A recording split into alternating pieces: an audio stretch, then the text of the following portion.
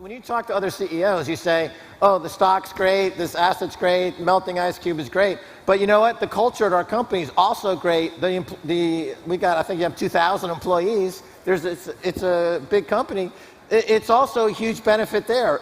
Is that another point that needs to get across to these CEOs that might be sitting on the fence? You know, Bitcoin is a technical imperative, it's an economic imperative, and it's a moral imperative. And if you want to revitalize your company, then you need to embrace it, right? And we see that example. If I have $1 billion on the balance sheet and it's in cash, I'm losing $200 million a year. You're draining money out the balance sheet. And if it's not on the P&L, you're not bringing it in on that side. So you're sucking energy out of the company with the conventional treasury strategy. And when we flipped, we started injecting energy into the company. It's like jacking your company into the electric power grid.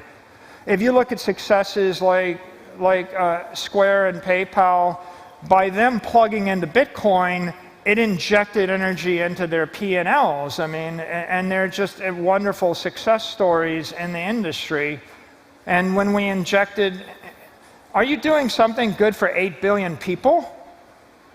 Like, here's an interesting thing. I go on CNBC and I look on Twitter and I find like my interviews run 750,000 times on Twitter. And I said to my friend Eric, I said, what's CNBC's audience? And he goes, oh, they only have about 180,000 people watching. And then I said, how did this play against other stories, okay? The CEO of ExxonMobil went on CNBC to talk about the most important thing in the business. He had 4,000 views. The CEO of Apple Computer goes on CNBC, 12,000 views.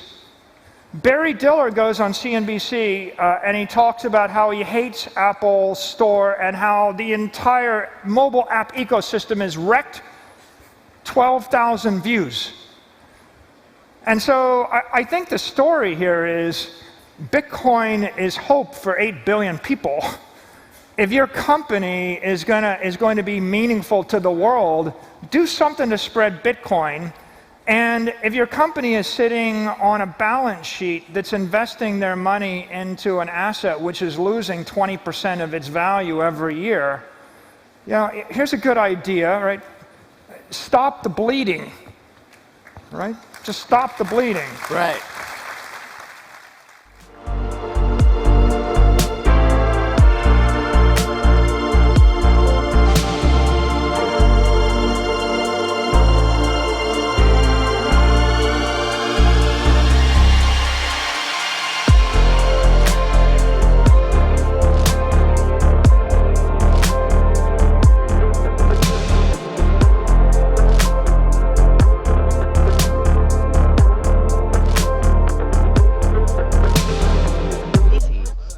Is that the jukebox, Jess?